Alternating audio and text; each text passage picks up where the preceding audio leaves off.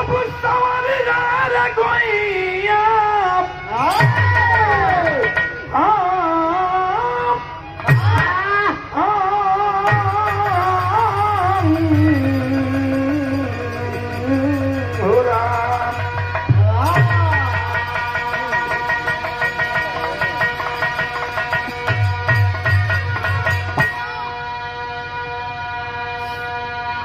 बड़ी अच्छी बात कवि ने लिखा है।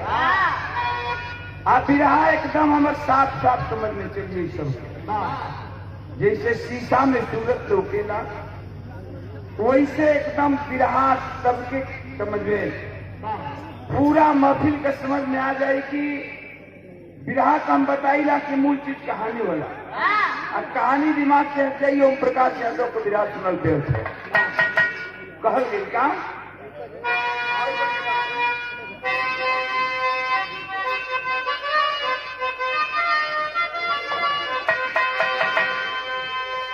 कहल गई कि शिक्षा अरे शिक्षा बिन मानो का जीवन अंधेरा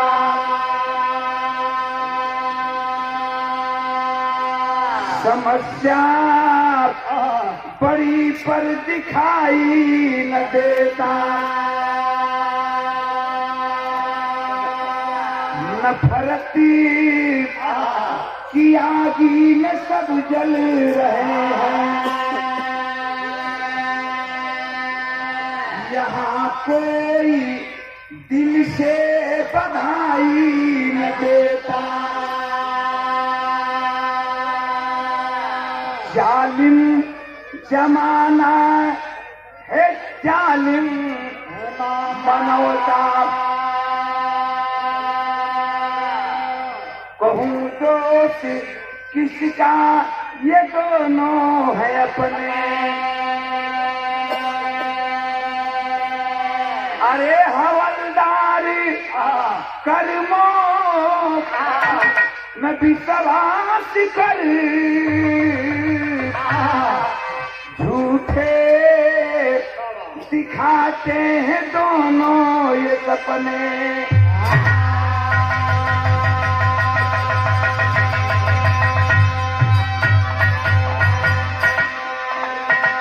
तने बात समझ गई हमें से बात की शुरुआत हो बटौली की बिरहा का मूल चीज हम कहिला की कहानी होला।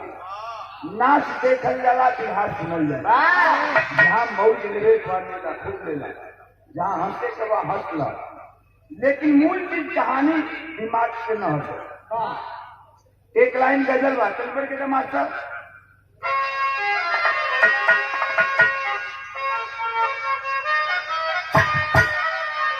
ये गजल का लाइन बा कि पंजाब के बोतल में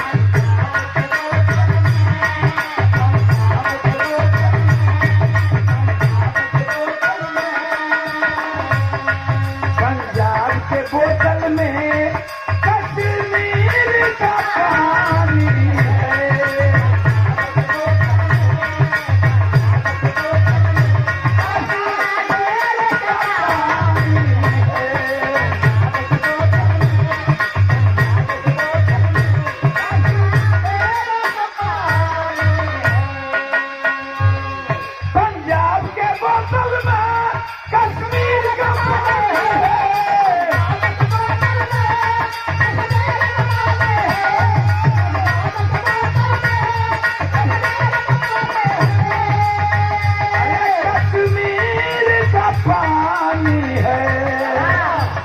लखनऊ की नजाकत है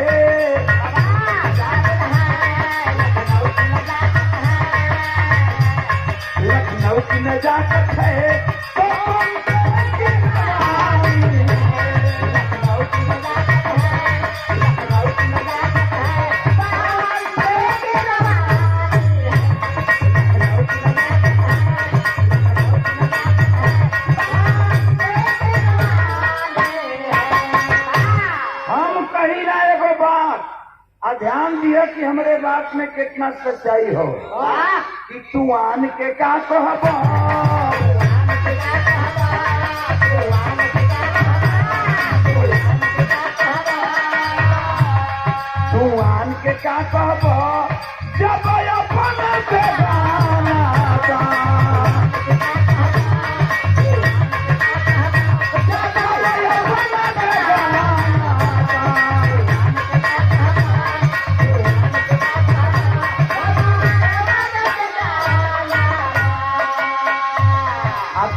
जान के का करबा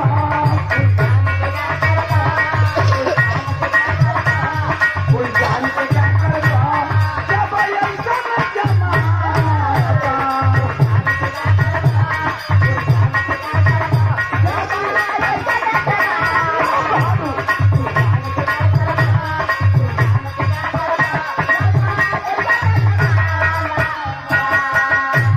यहाँ से बिरहा हमार शुरुआत हो गई। कहानी कहाँ का बा केकर कहानी बा कैसन कहानी बा नजम के लाइन में कवि जी बतौलन हटा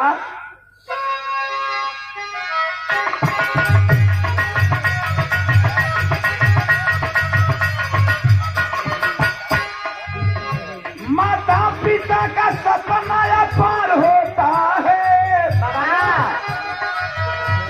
औलाद ही तो जीने का आधार होता है।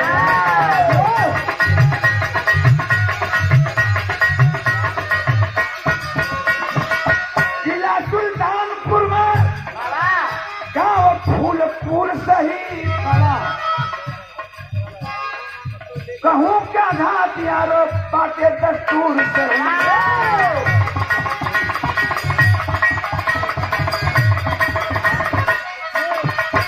कहानी के करवा बिहारी मास्टर ट्यूशन पढ़ाना काम रहे यही की खासियत पूरे शहर में नाम रहे।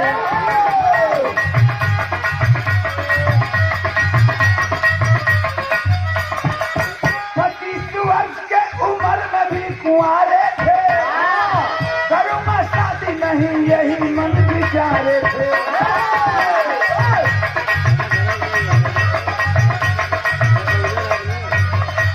मगर समाज का दबाव मन को मोड़ दिया मगर समाज का दबाव मन को मोड़ दिया सगाई हो गई सरिता से नाता जोड़ दिया।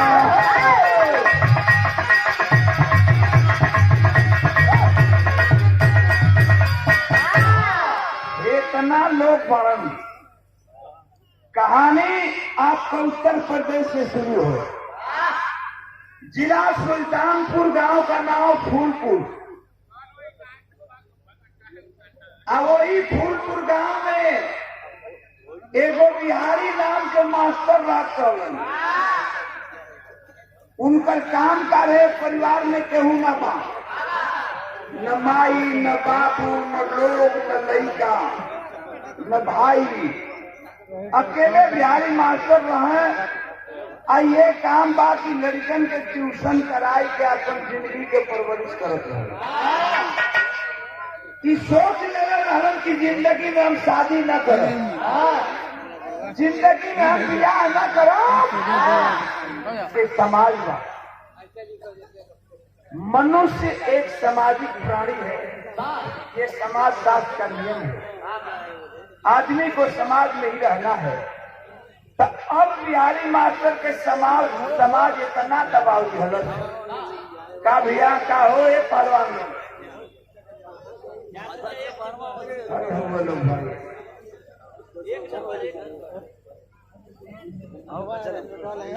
नहीं कुछ लोग भी हो लोग ऐसा लोग समझावे लगन के रे भैया आज जवानी बा जवान पड़ो लैकन के पढ़ा लिखा के काम चला लेता साल अगर किसान हो कबो तो तार सेवा की कृपा के करी। आखिरकार बिहारी मास्टर पर इतना समाज के दबाव पड़ल कि गाँव के बगल में एक सविता नाम के लड़की से बिहारी मास्टर की शादी हो गई। हंसी खुशी से बड़ा दिन दिक्कत कर दोनों आदमी लेकिन भगवान कभी कबो कबो बड़ा लमहर बाई हो जाला। शादी हो तो कहीं कि बिहारी मास्टर के शरीर से तौर पड़े सविता के 2 बेटा पैदा हो। 1.5 साल के अंदर 2 साल के अंदर में 2 गो लड़का पैदा भैलन। बड़का लड़का का नाम बिहारी मास्टर रामविलास रखलन दूसरका लड़का का नाम रामचरण रखलन। समय बड़ा हंसी खुशी से बीतत बा बिहारी मास्टर के परिवार पर। लेकिन बाद भगवान तोरो अच्छा चीज कबो निक ना लगे। बिहारी मास्टर के एक रोज फालिश मार दिया जे कि हमने के देहात में, गांव में, घर में लकवा कही लगा कि लकवा मार दिया। फालिश मार दिया, बिहारी मास्टर गिर गई रहनी। एक दर से उठे तो गाँव ना हो, एक दर पर पड़ल रहे मेहरारू बेचारी सविता। दू गो छोटे छोटे लड़का देखे एहर ओहर दिन दावा करौली न, लेकिन बिहारी मास्टर का सुधार ना हो। इतने ना शरीर पर जितना गहना गुड़िया रहे सब गहना गुड़िया बेच दिया के दावा दारू करावे, लेकिन बिहारी मास्टर का कोई सुधार ना हो। तो रोवत किया बिहारी मास्टर करो चर्चा रोवत कहतरी का कहतरी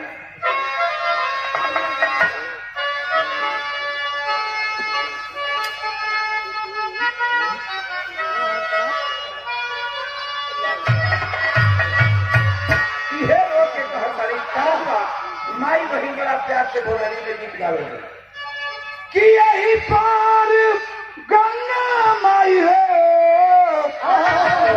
वही पार जमुना हो।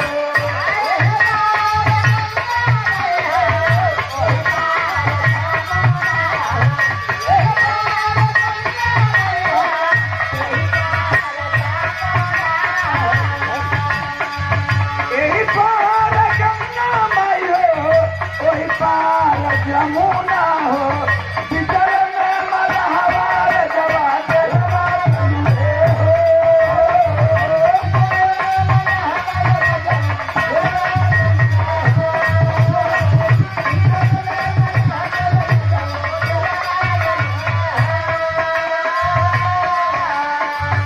लेकिन दोनों लड़का अपने बाबू बिहारी मास्टर के छोटे छोटे लड़का गोलकारी बैठल हूँ। अब मुकारी बैठ के अपने किस्मत पर रोज से बिहारी मास्टर सौरभ कविता तारों के कहता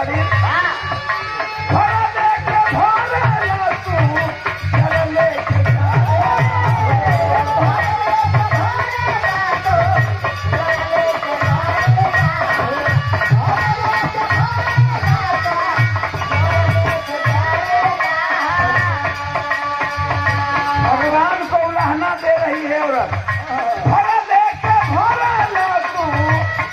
लेके जा रे हो कि ये सोची सविता के नजरिया पर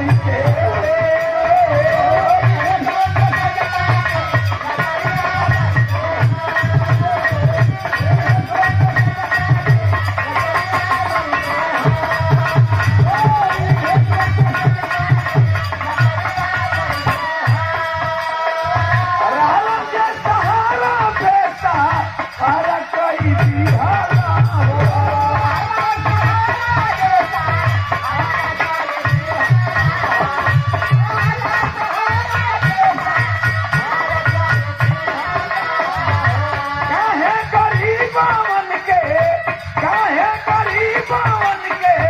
खुशी